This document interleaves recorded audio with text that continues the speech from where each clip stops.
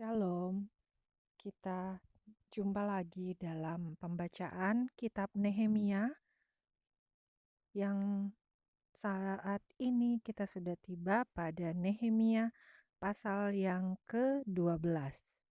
Nehemia pasal 12 memiliki 3 perikop, yaitu yang pertama, daftar para imam dan orang-orang Lewi, 2, pentambisan tembok Yerusalem, 3. Jaminan hidup untuk para imam dan orang-orang Lewi. Inilah para imam dan orang-orang Lewi yang berangkat pulang bersama-sama Zerubabel bin Sealtiel dan Yesua, Seraya, Yeremia, Ezra, Amaria, Maluk, Hatus, Sekhanya, Rehum, Meremot, Ido, Ginetoy, Abia, Miamin, Maaja, Bilga, Semaya, Yoyarib, Yedaya, Salu, Amok, Hilkia, dan Yedaya. Itulah kepala-kepala imam dan saudara-saudara mereka pada zaman Yesua. Dari orang-orang Lewi, Yesua, Binui, Kadmiel, Serebia, Yehuda, dan Matanya. Matanya ini dan saudara-saudaranya memimpin nyanyian syukur. Sementara Babukia dan Uni dan saudara-saudara mereka berdiri di hadapan mereka itu menurut kelompok-kelompok tugas. Yesua memperanakan Yoyakim dan Yoyakim memperanakan Eliasib, dan Eliasib memperanakan Yoyada, dan Yoyada memperanakan Yonatan, dan Yonatan memperanakan Yadua. Pada zaman Yoyakim, yang menjadi imam adalah kepala-kepala kaum keluarga ini. Meraya dari kaum keluarga Seraya, Hananya dari kaum keluarga Yeremia, Mesulam dari kaum keluarga Esra, Yohanan dari kaum keluarga Amaria, Yonatan dari kaum keluarga Meliku, Yusuf dari kaum keluarga Sebanya, Adna dari kaum keluarga Harim, Helkai dari kaum keluarga Merayot, Zakaria dari kaum keluarga Ido, Mesulam dari kaum keluarga Gineton, Zikri dari kaum keluarga Abia, dari kaum keluarga Minyamin, Piltai dari kaum keluarga Muaja, Samua dari kaum keluarga Bilga, Yonatan dari kaum keluarga Semaya, Matnai dari kaum keluarga Yoyarib, Uzi dari kaum keluarga Yedaya, Kalai dari kaum keluarga Salai, Heber dari kaum keluarga Amok, Hasabia dari kaum keluarga Hilkia, dan Netaneel dari kaum keluarga Yedaya. Tentang orang-orang Lewi, para kepala kaum keluarga mereka tercatat pada zaman Eliasib, Yoyada, Yohanan, dan Yadua. Sedang para imam tercatat sampai pemerintahan Darius orang Persia itu. Kepala-kepala kaum keluarga anak-anak Lewi tercatat dalam kitab sejarah sampai zaman Yohanan bin Eliasib. Inilah para kepala orang-orang Lewi, Hasabia, Serebia, Yesua bin Kadmiel, dan saudara-saudara mereka yang berdiri di hadapan mereka untuk menyanyikan puji-pujian dan syukur sesuai dengan perintah Daud, abdi Allah itu, kelompok di samping kelompok. Matanya Bakbukia, Obaja, Mesulam, Talmon, dan Akub adalah penunggu-penunggu pintu gerbang yang mengadakan penjagaan di gudang-gudang perlengkapan pada pintu-pintu gerbang. Mereka itu hidup pada zaman Yoyakim bin Yesua, bin Yozadak, dan pada zaman Bupati Nehemia dan Imam Ezra ahli kitab itu. Pada pentahbisan tembok Yerusalem, orang-orang Lewi dipanggil dari segala tempat mereka dan dibawa ke Yerusalem untuk mengadakan pentahbisan yang meriah dengan ucapan syukur dan kidung dengan ceracap, gambus, dan kecapi. Maka berkumpullah kaum penyanyi dari daerah sekitar Yerusalem, dari desa-desa orang Netofa, dari Bet Gilgal, dari Padang Geba dan Asmawet, karena para penyanyi itu telah mendirikan desa-desa sekitar Yerusalem. Para imam dan orang-orang Lewi mentahirkan dirinya, lalu mentahirkan seluruh umat itu, dan kemudian pintu-pintu gerbang dan tembok.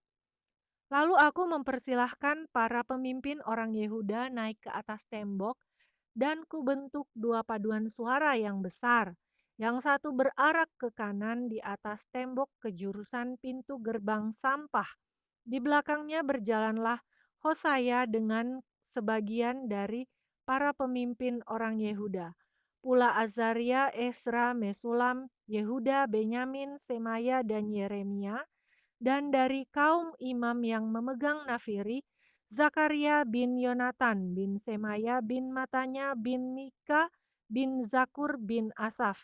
Dan saudara-saudaranya yakni Semaya, Azareel, Milalai, Gilalai, Maai, Netaneel, Yehuda, dan Hanani dengan bunyi-bunyian Daud, abdi Allah itu. Sedang Ezra, ahli kitab itu berjalan di depan mereka. Lalu pada pintu gerbang mata air mereka langsung naik tangga-tangga kota Daud pada jalan pendakian tembok, lewat istana Daud dan berjalan sampai pintu gerbang air di sebelah timur.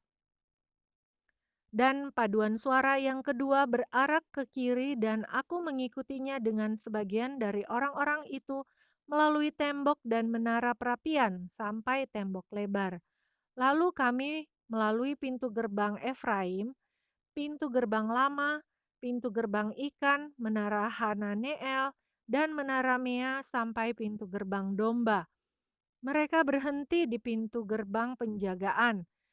Kemudian kedua paduan suara itu berdiri di rumah Allah dan demikian juga aku bersama-sama sebagian dari para penguasa. Dan para imam yakni Elyakim, Maasea, Minyamin, Mika, Elioenai, Zakaria, Hananya dengan memegang nafiri, dan Maasea, Semaya, Eleazar, Uzi, Yohanan, Malkia, Elam, dan Ezer. Lalu para penyanyi memperdengarkan kidung di bawah pimpinan Yizrahya. Pada hari itu mereka mempersembahkan korban yang besar. Mereka bersukaria karena Allah memberi mereka kesukaan yang besar. Juga segala perempuan dan anak-anak bersukaria, sehingga kesukaan Yerusalem terdengar sampai jauh. Pada masa itu, beberapa orang diangkat untuk mengawasi bilik-bilik perbendaharaan, bilik-bilik untuk persembahan khusus, untuk hasil pertama dan untuk persembahan persepuluhan, supaya sumbangan yang menurut hukum menjadi bagian para imam dan orang-orang Lewi dikumpulkan di bilik-bilik itu sesuai dengan ladang setiap kota. Sebab Yehuda bersukacita karena para imam dan orang-orang Lewi yang bertugas.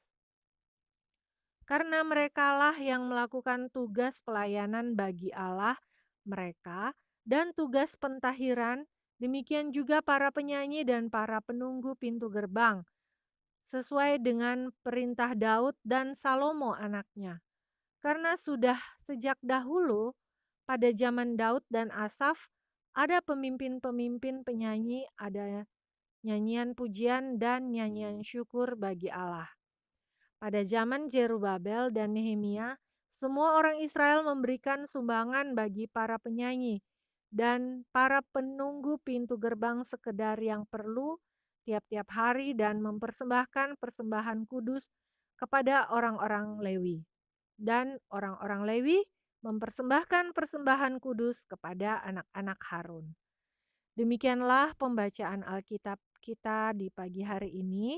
Kiranya kita dapat terus mengenal Tuhan Allah kita yang sebentar lagi akan kita peringati hari kelahirannya, di mana Dia adalah Allah yang berdaulat, yang rela untuk mau turun, untuk dilahirkan oleh manusia, menjadi manusia, hadir di antara kita. Dan saat ini Tuhan kita tetap hidup selama-lamanya setelah mati untuk menebus dosa kita semua.